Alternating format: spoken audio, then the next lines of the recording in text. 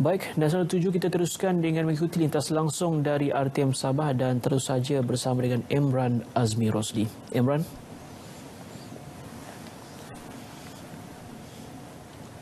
Terima kasih Redwin. Assalamualaikum dan salam sejahtera. Kerajaan negeri akan membina sebuah makmal veteriner Sabah yang baru di Kinarut Papar pada tahun hadapan. Makmal itu akan dibina di tanah seluas 10 hektar membabitkan peruntukan sejumlah 17.5 juta ringgit.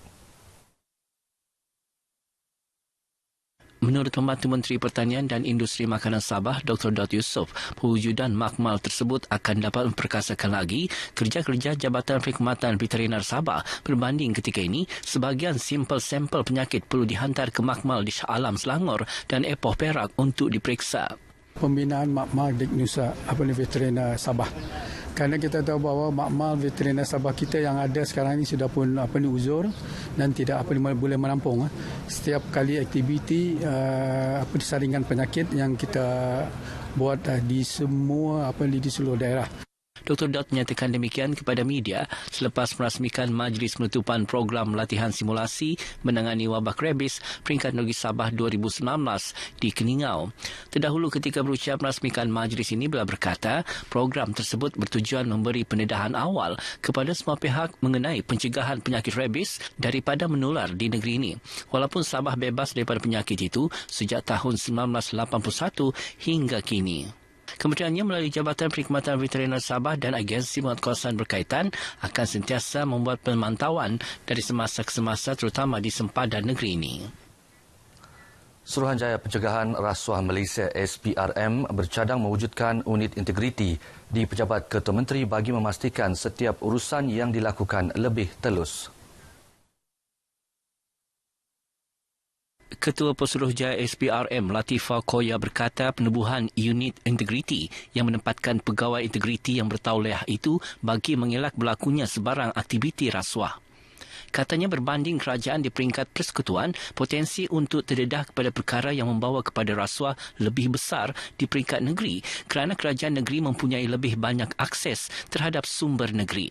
Sebagai satu cara pencegahan, kami di SPRM ingin menawarkan penempatan seorang pegawai kanan di pejabat Ketua Menteri bagi tujuan sebagai satu pencegahan untuk memastikan tidak ada peluang untuk apa sistem ataupun korupsi dan sebagainya lah. So that's Ketua Menteri telah memaklumkan kepada kami tadi. He's very welcome with that suggestion.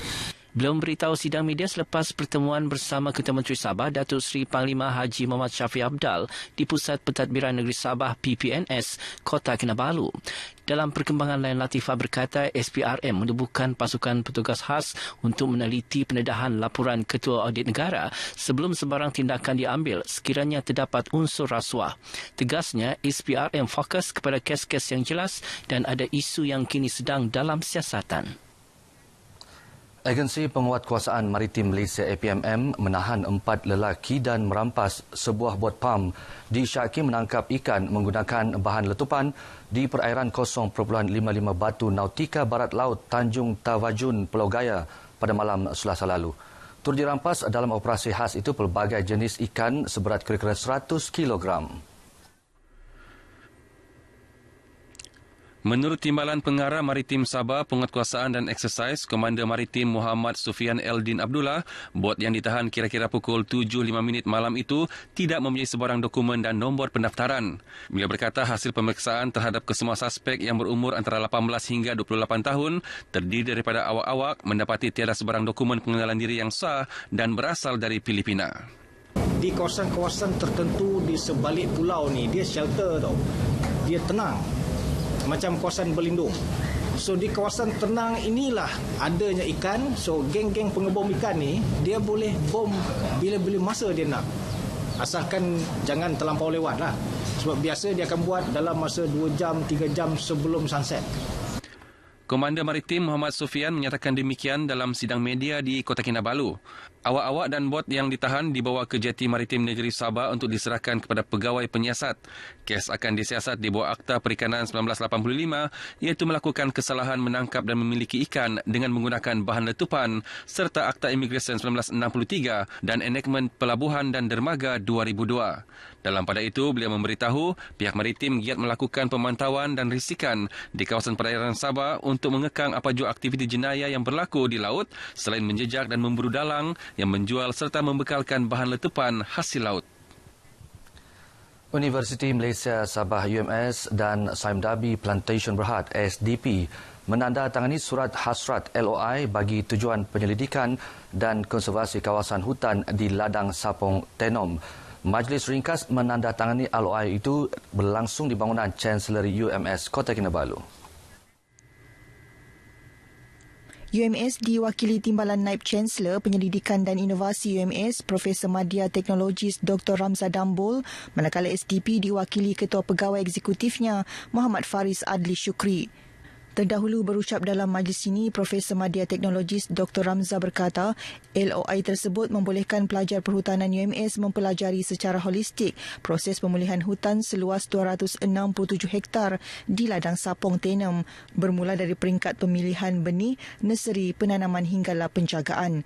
Katanya kerjasama berkonsepkan menang-menang itu akan memberi peluang terbaik kepada pelajar terlibat untuk mempraktikan apa yang dipelajari semasa kuliah. Sementara itu, Muhammad Faris Adli yakin kerjasama yang terjalin akan menjadi platform terbaik kepada SDP untuk menumpukan komitmen dan sokongan ke arah matlamat pembangunan lestari, terutama dalam bidang pemulihan ekosistem semula jadi di kawasan landscape yang besar. Ia juga selaras komitmen SDP kepada kerajaan untuk mengekalkan sekurang-kurangnya 50% kawasan hutan untuk dilindungi dan dipelihara dengan sebaiknya. Persatuan Pemaju Perumahan dan Hartanah Sabah Syarida akan terus bekerjasama dengan kerajaan negeri dalam usaha menggalakkan pembangunan industri hartanah di Sabah. Ia sekaligus akan dapat mempertingkat pendapatan ekonomi negeri ini. Presiden Syarida Chiu Sanghai optimis lebih banyak pelaburan akan dibawa masuk oleh para pemaju hartanah ke negeri ini sekaligus membuka lebih banyak peluang pekerjaan kepada rakyat tempatan. Work together with state government to boost the economy, because some of the members have openly recognized, have responded to our call, has decided to do a new project. Chiu Sang menyatakan demikian dalam sidang media mengenai Malam Syarida 2019 pada 20 September ini di Kota Kinabalu. Syarida kini mempunyai 176 ahli dengan 95% daripada ahlinya adalah pemaju hartanah tempatan. Sementara itu, beliau berkata buat julung kalinya kawasan pantai timur Sabah meliputi Sandakan, Lahadatu dan Tawau merekodkan jualan luar jangka dan lebih baik dalam kempen pemilikan rumah HOC tahun ini berbanding sebelumnya hanya mencatat kurang 20% jualan. Kempen kali ini berjaya mencapai sasaran sebanyak 300 juta ringgit selepas berjaya mencatat jualan terkini yang mencecah 500 juta ringgit. Jumlah itu mampu ditingkatkan lagi berikutan pelanjutan tempoh kempen hingga 31 Disember tahun ini. Mengulas penganjuran Malam Syarida 2019, Chiu Sang berkata penghargaan akan diberikan kepada para pemaju yang menunjukkan prestasi cemerlang dalam industri tersebut. 5 kampung di daerah kecil Suk Keningau bakal menikmati bekalan air bersih selepas kerja-kerja pemasangan paip dari bekalan utama sejauh 2 km bagi projek pembekalan air terawat dan graviti siap kelak. Kampung berkenaan melibatkan Kampung Barasanon, Saki Kilo Namadan, Ulu Mapila dan Kampung Ulu Lintuhun.